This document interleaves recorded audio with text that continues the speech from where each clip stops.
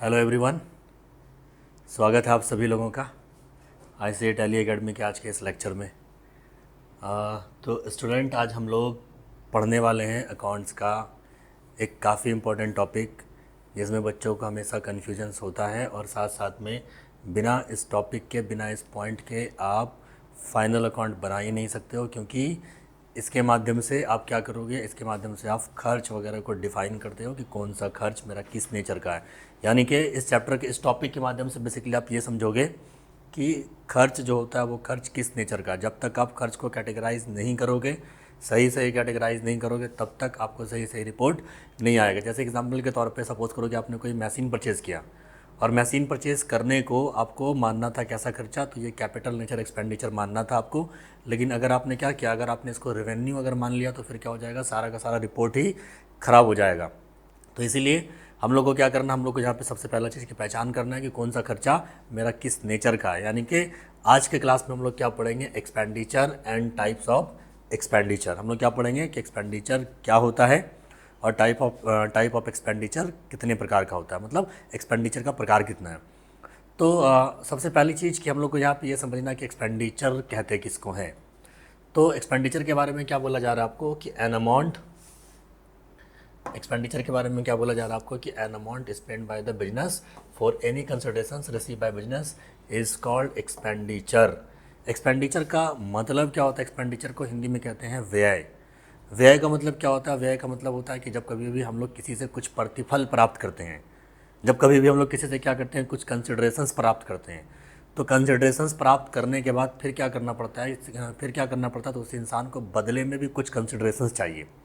जैसे सपोज़ करो कि अगर हम किसी से क्या करें, अगर हम किसी से मेहनत करवाएं, कोई मज़दूर अगर हो या कोई स्टाफ अगर हो और मेरे बिजनेस में अगर वो काम कर रहा होगा, तो बदले में उसको क्या चाहिए, बदले में उसका कुछ ना कुछ कंसिडरेशन चाहिए, बदले में उसको उस काम का मुआवजा चाहिए, बदले में उस काम का उसको कीमत चाहिए, बदले में उस काम का उसको बदला चाहिए। तो कहने का मतलब कि काम के बदले में जो हम उसको प्रोवाइड करेंगे वो क्या हो जाएगा, वो पैसे के तौर पे प्राप्त करेगा कंसिडरेशंस। कहने का मतलब कि बिजनेस जो किसी मज़दूर से, किसी स्टाफ से जो काम करवाएगा, तो उसको क्या मिलेगा, उसको प्रतिफल के तौर पे, उसको कंसिडरेशंस के तौर पे क्या प्राप्त होगा, काम प्राप्त होगा, उसका श्रम प्राप्त होगा, उसका मेहनत प्राप्त होगा। और किसी एम्प्लॉयज़ को, किसी मज़दूर को, किसी लेबर को क्या जाएगा, तो बदले में क्या जाएगा, मेरे पास से पैसा चला जाएगा, मतलब उसको पैसा प्राप्त होगा।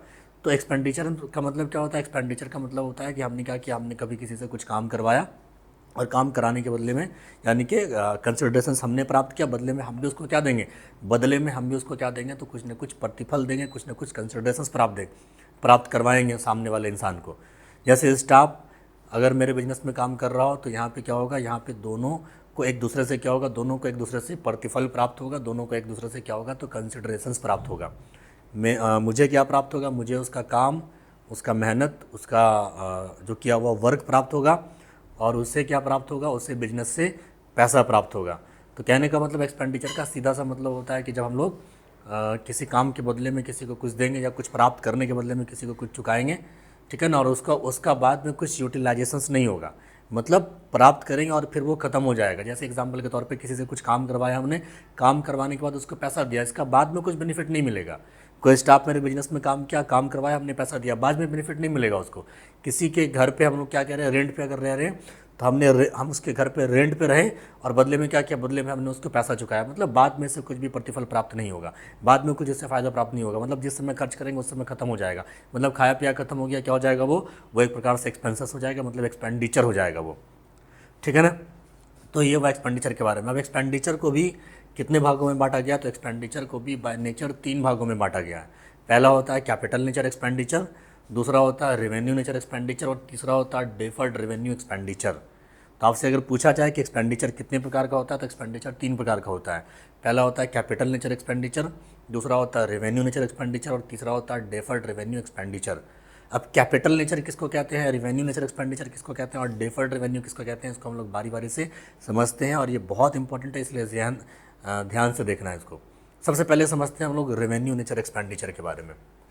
सबसे पहले किसके बारे में समझेंगे हम लोग, रेवेन्यू नेचर एक्सपेंडिचर के बारे में।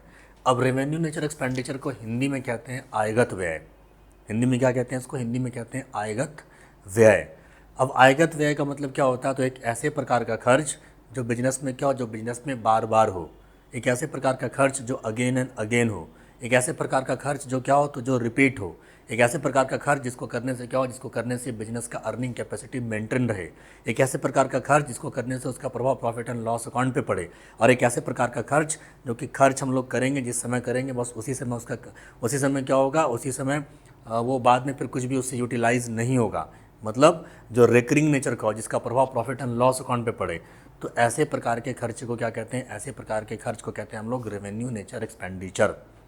तो मैंने रेवेन्यू नेचर एक्सपेंडिचर के बारे में कई सारी चीज़ें बताई आपको। सबसे पहला फिर से रिपीट करता हूँ, एक ऐसा खर्च जो बार बार हो, एक ऐसा खर्च जो अगेन एंड अगेन हो, एक ऐसा खर्च जिसको करने से अर्निंग कैपेसिटी क्या रहे तो मेंटेन रहे, एक ऐसा खर्च जिसको करने से क्या होगा आपके बिजनेस में कहाँ पे प्रभाव पड़ेगा इस खर्च का, तो प्रॉफिट एंड लॉस अकाउंट पे जिसका प्रभाव पड़े, और जो क्या हो जो रिकरिंग नेचर का खर्च हो। तो ऐसे प्रकार के खर्च को कहते हैं हम लोग, ऐसे प्रकार के खर्च को कहते हैं हम लोग रेवेन्यू नेचर एक्सपेंडिचर। दूसरा क्या होता है, दूसरा होता है आपका, अब अच्छा बुक में क्या बोला आपके रेवेन्यू के बारे में, तो आप पढ़ो यहाँ पे आपको क्या कह रहा है कि revenue expenditure is an expenditure from which no future benefits एग्स is expected but having immediate और short term benefit may be less than 1 year. मतलब ये आपको ये कहना चाह रहा है कि एक ऐसे प्रकार का खर्च जो कि क्या हो, जो कि एक अकाउंटिंग पीरियड में एक्सपायर कर जाए, मतलब उसका बेनिफिट आपको लंबे समय तक नहीं मिलेगा, मैक्सिमम से मैक्सिमम एक अकाउंटिंग पीरियड में क्या हो जाएगा, ऐसे प्रकार का खर्च आपका एक्सपायर हो जाएगा, ख़त्म हो जाएगा, वो समाप्त हो जाएगा। ऐसे ही प्रकार के खर्च को कहते हैं हम लोग रेवेन्यू नेचर एक्सपेंडिचर। आगे क्या कह रहा है कि it does not increase profit earning capacity. अभी हमने आपको कहा था कि रेवेन्यू नेचर एक्सपेंडिचर जो होता है वो एक ऐसे प्रकार का खर्च होता है जो कि बिजनेस में आपकी अर्निंग कैपेसिटी को मेंटेन रखने का काम करता है, वो अर्निंग कैपेसिटी को बढ़ाने का काम नहीं करता, मेंटेन रखने का काम करता है। ऐसे प्रकार के खर्च को कहते हैं हम लोग रेवेन्यू नेचर एक्सपेंडिचर। उसके बाद आगे कह रहा है कि these are normal day to day operating expenses of business organisations and appear on the debit side of trading और प्रॉफिट एंड लॉस अकाउंट। यानी कि ये जो खर्चा जो होता है वो डेली बिजनेस को ऑपरेट करने में, बिजनेस को सर्कुलेट करने में, बिजनेस को रन करने में, बिजनेस को चलाने में, बिजनेस को मतलब कि रनिंग करने में क्या होता है, तो ऐसे प्रकार के खर्चे को क्या करना पड़ता है, तो करना पड़ता है। और इसका प्रभाव कहाँ पे पड़ता है, तो इसका प्रभाव ट्रेडिंग अकाउंट में पड़ता है या फिर प्रॉफिट एंड लॉस अकाउंट में पड़ता है। तो ऐसे प्रकार के खर्च को क्या कहते हैं, तो ऐसे प्रकार के खर्च को कहते हैं हम लोग रेवेन्यू नेचर एक्सपेंडिचर, यानी कि आयगत व्यय कहते हैं इसको। जैसे कुछ खर्च, जैसे रेंट, जैसे सैलरी, जैसे कि डिस्काउंट, जैसे कि मान वेजेज वगैरह, ये सब का सब क्या होता है, तो ये सब का सब होता है आपका रेवेन्यू नेचर एक्सपेंडिचर। वैसे ही अगर आप देखें तो यहाँ पे क्या लिखा हुआ, अगला लिखा हुआ आपका यहाँ पे दूसरा, फिर क्या है दूसरा आपका कैपिटल नेचर एक्सपेंडिचर। अब किसको कहते हैं कैपिटल नेचर एक्सपेंडिचर, इसको हिंदी में कहते हैं पूंजीगत व्यय। हिंदी में क्या कहते हैं इसको, हिंदी में कहते हैं इसको पूंजीगत व्यय। तो एक ऐसे प्रकार का खर्च, एक ऐसे प्रकार का खर्च जो खर्च क्या हो, जो कि जस्ट इसका एकदम अपोजिट, इसकी जितनी सारी विशेषताएं वो रेवेन्यू का जस्ट अपोजिट होता है। कहने का मतलब कि एक ऐसे प्रकार का खर्च जो एक बार हो, एक ऐसे प्रकार का खर्च जिसको करने से अर्निंग कैपेसिटी इंक्रीज करे, एक ऐसे प्रकार का खर्च जिसको करने से क्या हो, अर्निंग कैपेसिटी इंक्रीज करे, एक ऐसे प्रकार का खर्च जिसको करने से क्या हो, तो एसेट्स का क्रिएशन हो, एक ऐसे प्रकार का खर्च जिसको करने से क्या हो जाएगा, तो जिसका प्रभाव बैलेंस शीट के, जिसका प्रभाव कहाँ पे पड़ेगा, तो बैलेंस शीट के, बैलेंस शीट में जिसका प्रभाव पड़ेगा। एक ऐसे प्रकार का खर्च जिसको करने से क्या होगा, जो खर्च एक अकाउंटिंग पीरियड में क्या हो जाएगा, एक्सपायर वो नहीं होगा, वो कई सालों तक वो चलेगा। तो ऐसे प्रकार के खर्च को क्या कहते हैं हम लोग, ऐसे प्रकार के खर्च को कहते हैं हम लोग कैपिटल नेचर एक्सपेंडिचर।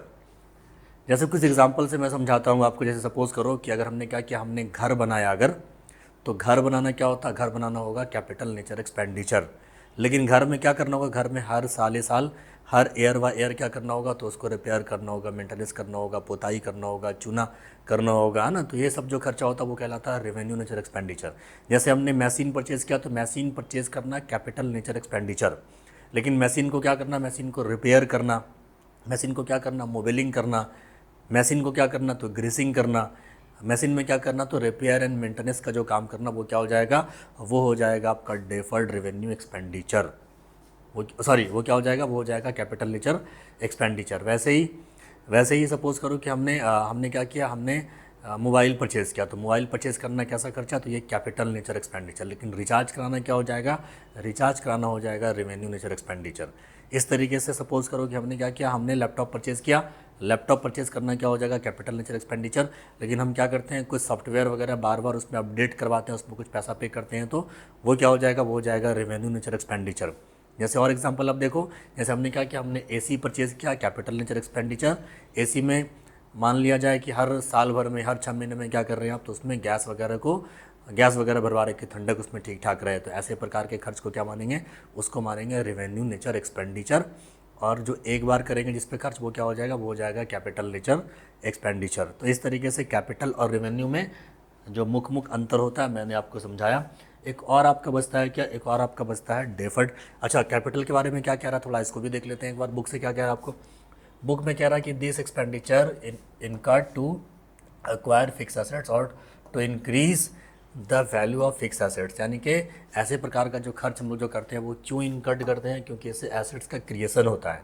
इससे एसेट्स क्या होता है, एसेट्स आपका इंक्रीज होता है। फिक्स एसेट्स क्या होता है, फिक्स एसेट्स इंक्रीज होता है। आगे कह रहा है कि it's gives the benefit for a long period of time and it is non recurring in nature. तो मैंने पहले ही कहा था कि जो रिकरिंग नेचर का होगा वो रेवेन्यू नेचर का खर्च होता है, जो रिकरिंग नेचर का नहीं होगा, जो लॉन्ग टर्म के लिए चलेगा बिजनेस में, ऐसे प्रकार के खर्चों को कहते हैं हम लोग कैपिटल नेचर एक्सपेंडिचर। तो इस तरीके से यहाँ पे बोला है, जैसे कि purchase of machinery capital nature expenditure, building के एक्सटेंशन में खर्च किया कैपिटल नेचर एक्सपेंडिचर, कंप्यूटर वगैरह परचेज किया, ये सब क्या हो जाएगा, ये सब हो जाएगा कैपिटल नेचर एक्सपेंडिचर। रेवेन्यू में क्या बोला आपको, रेंट अगर पेड किया रेवेन्यू नेचर, सैलरी अगर पेड किया रेवेन्यू, वेजेज अगर पेड किया तो रेवेन्यू। क्योंकि ये सब जो खर्च होता है ये बार बार करना पड़ता है, जो बार बार करना पड़े, जो अगेन एंड अगेन करना पड़े, जिसको रिपीट करना पड़े, ऐसे प्रकार के खर्चों को कहते हैं रेवेन्यू। और जो एक बार हो, जो बार बार नहीं हो, जैसे कि फिक्स एसेट्स परचेज करना, मशीन परचेज करना, लैपटॉप परचेज करना, कंप्यूटर परचेज करना, ये सब क्या होता है, ये सब होता है कैपिटल नेचर एक्सपेंडिचर। एक होता है आपका डेफर्ड रेवेन्यू एक्सपेंडिचर। लास्ट इस टॉपिक में क्या बचता है आपका, डेफर्ड रेवेन्यू एक्सपेंडिचर। तो एक ऐसे प्रकार का खर्च जिसको क्या होगा, जिस खर्च को हम लोग करेंगे और जिस खर्च को करेंगे हम लोग, उस खर्च को क्या करेंगे, थोड़ा थोड़ा करके राइट ऑफ करेंगे। एक बार खर्च कर देंगे पूरा का पूरा, और उसको क्या करेंगे, उसको हम लोग थोड़ा थोड़ा करके राइट ऑफ करेंगे, और एक्चुअल में वो एसेट्स भी नहीं रहेगा मेरे पास। दोनों में थोड़ा सा फ़र्क क्या होता है, इस वाले में अगर आप कैपिटल नेचर में क्या करोगे, कुछ खर्च करोगे, तो एक्चुअल में आपके पास में कुछ एसेट्स भी रहेगा। लेकिन अगर डेफर्ड रेवेन्यू एक्सपेंडिचर वाला अगर कुछ खर्च करोगे तो एक्चुअल में वो एसेट्स रहेगा नहीं। मतलब आपने खर्च तो एक बार कर दिया, लेकिन अचानक से प्रॉफिट एंड लॉस अकाउंट पे उसका बर्डन नहीं पड़े, इसी वजह से हम लोग क्या करते हैं, उस खर्च को थोड़ा थोड़ा करके राइट ऑफ करते हैं। जैसे एग्जांपल के तौर पे सपोज़ करो कि हमने क्या किया, हमने किसी बड़े सेलिब्रिटी को, हमने सलमान खान को, शाहरुख खान को, किसी को हमने क्या किया, कोई अपना प्रोडक्ट अगर प्रचार करने का चुका दिया उसको 50 लाख रुपया अगर। अब यहाँ पे क्या होगा, 50 लाख रुपया तो वो मेरे से एक बार में ले लिया, लेकिन इस 50 लाख को अगर पहले ही साल में हम लोग प्रॉफिट एंड लॉस अकाउंट में दिखा देंगे तो उस साल क्या हो जाएगा, तो उस साल मेरा profit and loss account unbalanced हो जाएगा। तो हम लोग बैलेंस करने के पर्पज़ से क्या करते हैं कि स्ट्रैटेजी बनाते हैं कि 50 लाख को एक बार राइट ऑफ नहीं करेंगे, आने वाले 10 सालों तक राइट ऑफ करेंगे। तो 50 साल को 10 से भाग देना, तो इसका मतलब क्या हुआ, एक साल के लिए कितना हो जाएगा, एक साल के लिए आ जाएगा आपका खर्च 5 लाख रुपया। तो 5 लाख रुपये को दिखाएंगे प्रॉफिट एंड लॉस अकाउंट में, बाकी जो 45 लाख रुपया जो बच जाएगा उसको कहाँ पे दिखाएंगे, तो उसको दिखाएंगे बैलेंस शीट के एसेट साइड में। तो एक ऐसे प्रकार का खर्च, यानी कि सिंपल वर्ड में अगर आपसे कोई पूछे कि डेफर्ड रेवेन्यू एक्सपेंडिचर होता क्या है, तो आप शॉर्ट में कह सकते हैं कि हेवी एडवर्टाइजमेंट वगैरह कुछ कर देना और उसको थोड़ा थोड़ा करके फिर राइट ऑफ करना। तो ऐसे प्रकार के खर्चे को क्या मानते हैं हम लोग, ऐसे प्रकार के खर्चे को मानते हैं हम लोग डेफर्ड रेवेन्यू एक्सपेंडिचर। तो यहाँ पे देखिए आपको लिखा भी है, यहाँ पे क्या बोला है कि heavy expenditure on the advertisement, है ना, एडवर्टाइजमेंट वगैरह में आपने खर्च किया, कोई हेवी लीगल एक्सपेंसेस वगैरह कर दिया आपने, तो ऐसे प्रकार के खर्चों को क्या कहते हैं हम लोग, ऐसे प्रकार के खर्च को कहते हैं हम लोग डेफर्ड रेवेन्यू एक्सपेंडिचर। तो मैंने आपको एक्सपेंडिचर को बहुत ईजी वे में और आसान से आसान लैंग्वेज में मैंने आपको समझाने की कोशिश की है। आई थिंक कि आपको लेक्चर समझ में आया होगा, पसंद आया होगा। लेक्चर अगर पसंद आया तो दोस्तों के साथ में शेयर करें, लाइक करें, सब्सक्राइब करें। Thank you for watching.